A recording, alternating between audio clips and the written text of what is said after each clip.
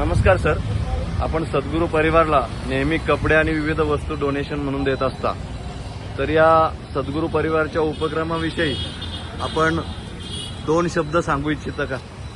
मी Ravindra Shivchand Manudhane Pataliputra height सोसायटीत राहिले आहे. माझं वय 65 आहे आणि आमच्या बऱ्याच वर्षापासून आम्ही देत राहतो आणि तुमचं उपक्रम फारच चांगलं आहे अगदी. आणि दर रविवारी तुम्ही आता कलेक्शनला बसतात आणि सांगितलं तर गाड्याही पाठवतात.